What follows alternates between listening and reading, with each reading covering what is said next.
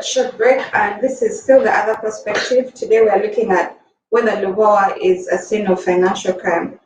And Priska, before we broke off, you had mentioned that last week, I think last Friday, MPs visited that site once again, and you stated that you saw casual laborers on site.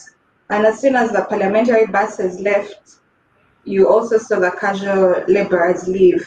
What do you think is behind this show? And is this an act for them? Do they think they are fooling Ugandans? Okay, from what I know is that, of course, there have been all these speculations on Pineti being linked to the occupant of plot number 1 and everything. But during yesterday's caucus sitting in NRM, when they were discussing the same investor, but this time around the coffee bill, the president told the MPs that I am the one who brought this investor up, the coffee. So they are known. So the mere fact that he brought the investor in the coffee sector, there is also a high possibility, something that I cannot exclusively confirm, but during the caucus he said, I'm the one who brought this investor in the coffee sector. So that really shows that they are known. Of course, there have been speculations around the public about this, but although it was within the caucus itself, you usually have the sources to tell you that. So it now confirms the speculations around the country. Nowadays there's a trend in Uganda that there is nothing like rumors. In the end, you just give it time.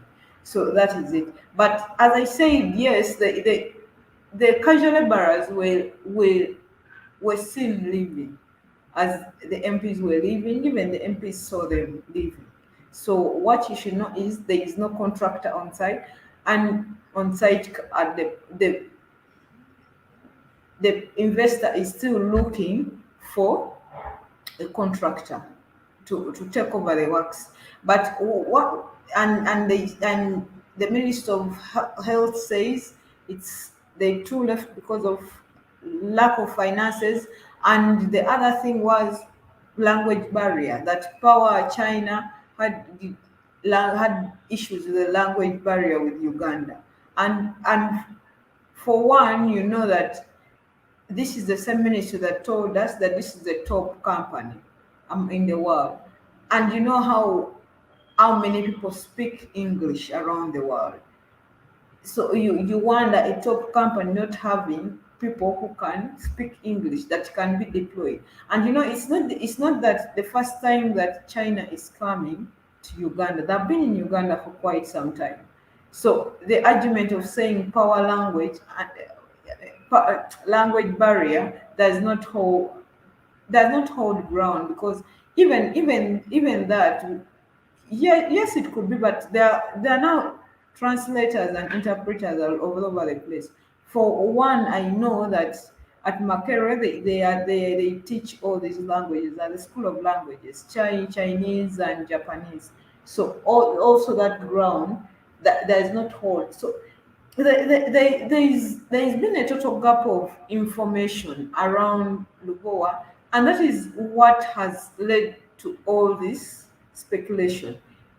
As you say, the moment MPs were locked out of the premises in 2019, it's what confirmed, because the MPs visit followed the fighting between Rocco and Finasi. You see that? So they it was their first step to try come and see what is taking place and save the situation. But even that failed. So, but I was surprised that LUBOWA was not one of the projects that was discussed by in the caucus. But from what I know is in the Parliament approved the proposal not to release this money to the Treasury operations, because Treasury operations is the one that is going to pay the money. So it leaves to see whether the executive is going to implement this directive, because they say they would rather have this money go to other to fund other items in the budget than giving it to LUBOWA. It's until the investor sorts out the mess in LUBOWA. And as I left Parliament to come here today, I left the Committee of Finance having an in-house meeting with its members, and the Ministry of Health officials led by the Minister Achen were outside waiting to start the investigation. So officially the probe is starting today in Turugua. And there will be all these witnesses coming up. And of course the Attorney General has maintained his stand that he doesn't see anything bad with the contract of war, as he usually says. So, but all that the listeners and the viewers should know is the probe is starting officially today. That is the Ministry of. I've not yet gotten the latest development of how far it has gone, but I don't think the information that the Ministry of Health is going to provide is going to be any different, because what was asked of them is the reports that they were making making to the Ministry of Finance to approve the payment, because the in-house engineer who is the engineer at the Ministry of Health is the one who was coming to supervise the works, and if he finds the works quantifiable to a certain amount, he recommends to the Ministry of Finance to pay. So that is the committee is going to look into all the reports he has made, because he argues that the works are about 24%. But all we know, when you look at the site, it's the foundation. So if you're not an engineer, you cannot. It's kind of hard for you to quantify. But you would see that the foundation vis-a-vis the money that has already gone, because that is the works are about 24%. The money the project is supposed to be around 1.8 trillion. So they've already paid 300 billion. So there is a whole chunk of money that is remaining. So that is now they are going to see that, to investigate and see were the recommendations by the Ministry of Health to Finance in tandem with the works. Is there value for money? Because they are also going to call in the Auditor General to conduct a value for money audit. But usually a value for money audit can be conducted alongside an engineering audit. So I'm yet to see what the recommendations are going to be about the current investigations. Thank you, Priska, for that. And Abel, Priska earlier mentioned that she had the president himself openly say that he is the one that brought this investor. And when I was looking up for Erica Pinetti online, her name popped up in reports from ICJ, and her name continuously appears in the Panama Papers, the Pandora Papers. What do you think about this, for the president to come out openly and say he is the one that brought her, despite all these things behind her name? What does that say about the president? You see, earlier on when I was telling you about the persons who are involved in matters of financial crimes, you also have heads of state that use their positions of powers to loot. So they sometimes use other investors and other persons of their choices. So if the president said he's the one who brought Pinetti, and we are seeing the works of Pinetti are not satisfactory to what Ugandans expect of her as an investor, that shows you that I think our president is getting it wrong whenever he's bringing these investors. I don't know whether the investors are meant to work for Ugandans or to work for his own benefit. As I told you earlier, we have seen very many regimes which have stayed in power for so long. They always want to keep power and entrench themselves in power, so they use corruption as one of the tools to get money, to buy off supporters, to make sure that they deal with other persons who are opposing them. So they can come up with their own investors, look for ways of how to make money from the government through the budgets, allocate money in the budget and call their own investors, give the promissory notes as you saw they gave the Pinetti. But you look at the work, they are claiming they have done 24% of the work. I don't think they have done 24% of the work, because currently we have spent about 98 million US dollars on that, on the 24% they are claiming they have done. But we are only seeing in the news and the pictures they're showing us, they have only done the foundation of the hospital, nothing else. So you cannot be the head of state and defend such a person, because the person is already costing the taxpayer a lot of money. What the president would have done as the head of state was to now say, yes, I brought Pinetti. She has cost us a lot of money. I think it's high time she refunds me. She would be talking of refunding the money, not defending the person he has brought, because there's a lot of money we are investing.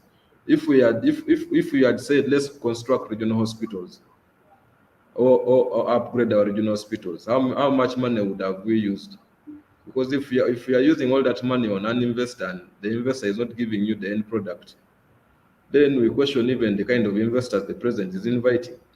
Now they have given her the coffee deal. That coffee deal is also should also be questioned, because the track record shows that the person was given a deal of LUBOWA. She has failed to deliver it in 2 years. Why again give her another deal of coffee? Is there something behind we are not seeing? Or she's just being a conduit being used to get money out of government, and then that money they end up using it somewhere else? Why have the contractors run away from the site? Have they learned something? So those are some of the questions we need to ask ourselves. So when someone comes to defend an investor, it raises a lot of eyebrows, because you need to now question, okay, it seems there are more investors of this kind in Uganda, and that's why we are seeing the IGG one time came and said Uganda loses up almost to the tune of 10 trillion Uganda shillings annually on corruption. So are these some of the investors that are making us lose all that money? So if the president is the one who brings some of them, like he has claimed the one who brought Pinetti, and it should be the #1 citizen who is on top of this game on fighting corruption, and we're seeing some of these guys are costing us using their fraudulent acts, then I don't think the regime in power is ready to fight corruption and help Ugandans move forward.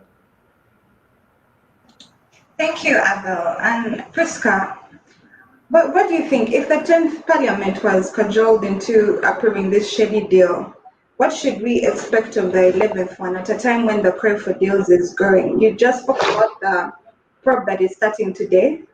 What should we expect from the 11th Parliament on such deals?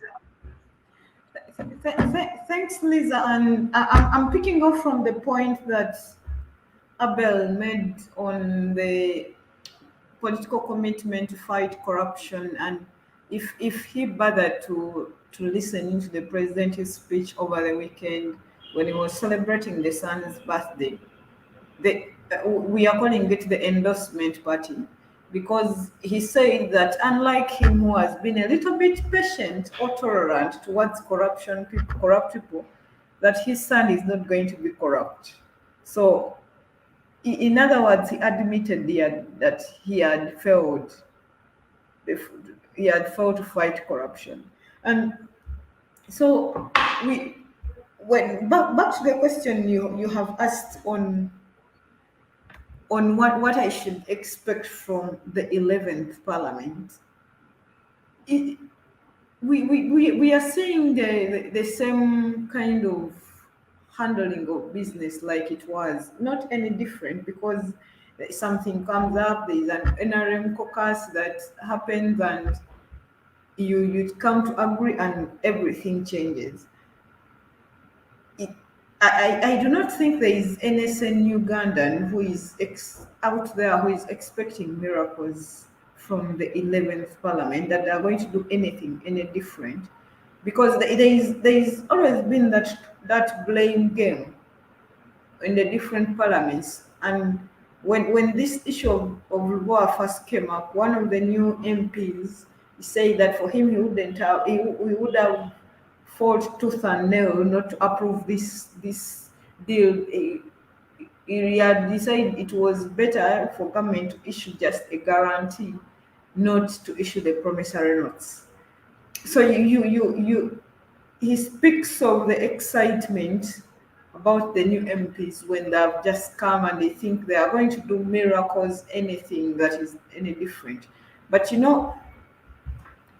this goes down to a system that has already been built. You cannot. This is a system that has been built for over 36 years. You see that in power, and for you're coming and you think it's going to be dismantled within just 5 years. It takes a process. So for the public to think there is going to be anything any different that is going to happen in the 11th parliament, I cannot tell them that they should not hope for anything good, but they will need a lot of patience for that to occur, because we are dealing with a system that is deeply engraved into the corruption. It's not something you just wake up one day and dismantle and you say this, and we are going to deal with the corruption or the way we have been handling business. As long as we are still discussing everything in the caucus. As I told you, I was surprised the issue of LUBOWA didn't come up, probably because the coffee issue affects more, because they discussed coffee and commodity prices and something else. So when the issue of LUBOWA spills out, there will be a caucus that is going to be called, and you know what happens after the caucus is called? Everyone who has been seeing how they are going to fight this ends up voting us, because we are looking at, you're not going to sacrifice your political career for Ugandans anyway. So for them, they should remain hopeful that things will change, but it's not going to change over time within the 5 years. And you cannot guarantee that, yes, the 11th Parliament gave us the airlines deal. 11th Parliament gave us the LUBOWA deal and many others. But each parliament has its own things. And the 11th Parliament also gave us the age limit, and we are the 10th, I mean. So we are looking at the 11th Parliament coming up with the rumors of dealing with the Milo land and land amendments. We are looking at them going to the parliamentary system. So each parliament has its own scene. The other one should not look at the others as was worse. It's better for them to look into lessons and tighten their grip on the due diligence that is being carried out.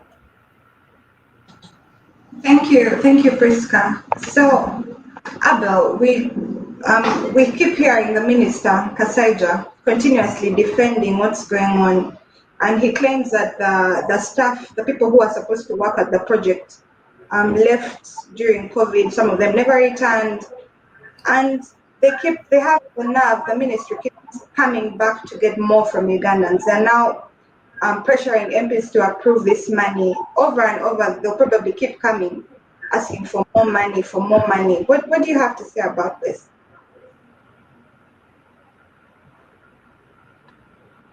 Isa, when the minister says the contractors left during COVID, where did they run to? Because it was during the COVID time when we saw very many apartments, arcades rising up within Kampala here. So I don't know where the contractors ran, but I think that is just a very flimsy excuse you can give to Ugandans, because all I know, the president, even during the COVID time, did not stop construction companies from not working. They were left to work. So I don't understand when he comes and tells us they left the site. That's a very flimsy excuse. But all I know that, of course, he has to defend Pinetti, as you have heard that it's the president who alluded yesterday, who said that he's the one who invited Pinetti to invest in Uganda. So he has to make sure that if the appointing authority is the one who has brought the investor, and the appointing authority is the one who appointed him to be the finance minister, he has to defend Finance and Pineti for the works they have been doing. So he's just working under orders, according to me, he's under orders. He's not working as an independent-minded person. So you find it makes it very difficult for you to trust a finance minister who comes out and continues defending someone and also wants more money to be approved by parliament and given to that very person who has already duped us. This is thuggery in broad daylight, because you have given someone about $98 million. The person has not done any tangible work, and the person had promised you that she was going to get money from the banks and put up the hospital. After putting up the hospital, then now the government can pay. But now we are seeing again, government is paying the same individual without even delivering the hospital. Why are you coming to ask for more money? Isn't that fraud? Aren't you duping Ugandans? Aren't you stealing from Ugandans? Because if you've signed the deal and you've agreed that you're going to give this investor a project, and the investor has to finalize with that project before you pay that investor. But now you're paying the investor before even the project goes 50%. The work is not, there's nothing like 50% work done, and you're still defending such a person. I think the best thing this minister can do is to just excuse himself from the seat and let another person occupy that seat, because we cannot keep ministers who are going to defend people who are duping Ugandans and stealing from us.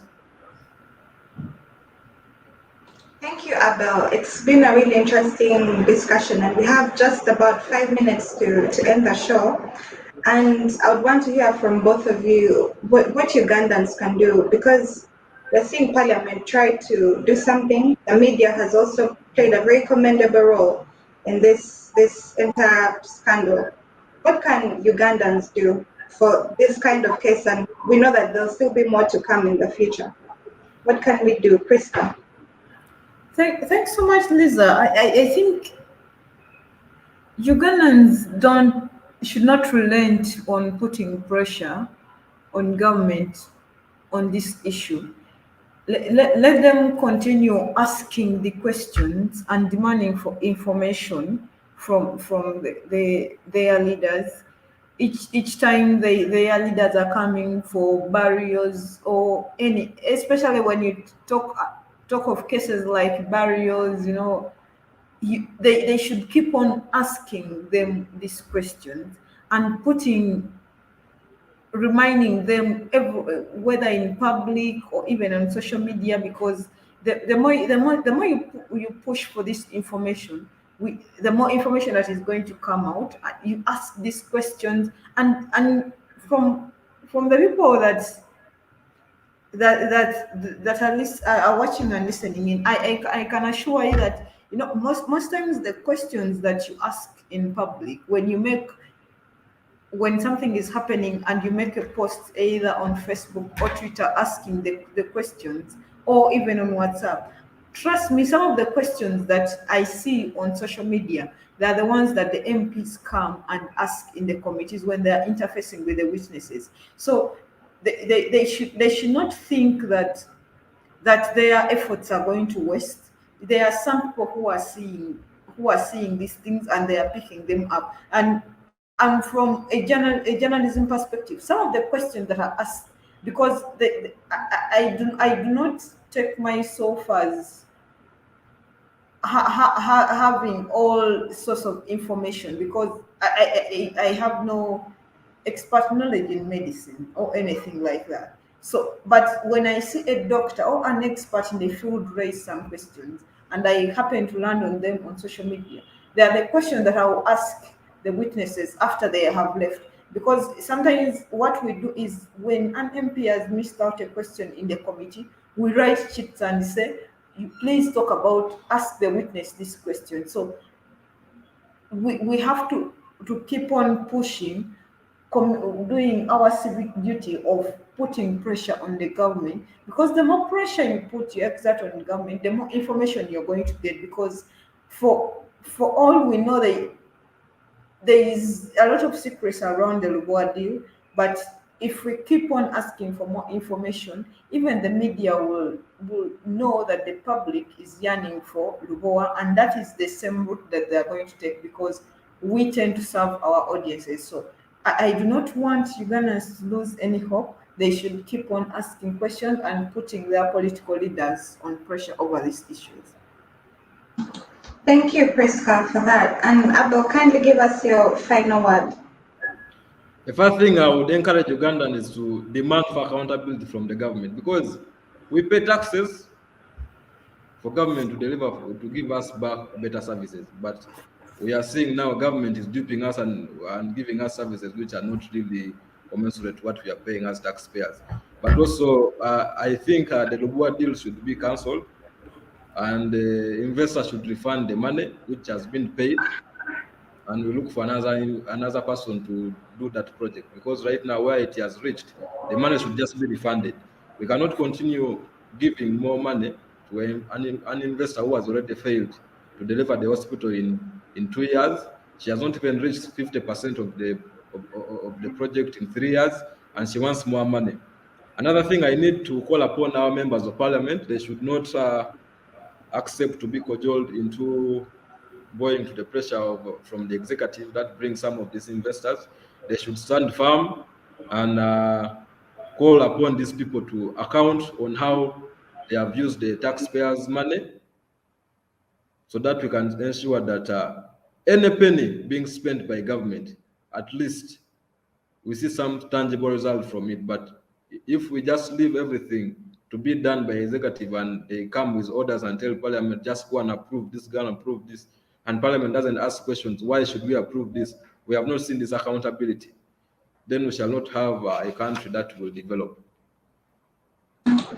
Thank you so much, Abel. Thank you so much, Priska. It's been an interesting discussion, and just like you've had, Ugandans, do not relent, keep on raising your concerns and demand for accountability. Thank you all that tuned in. Thank you, our subscribers, and we hope to see you next week, same place, same time. Have a blessed week.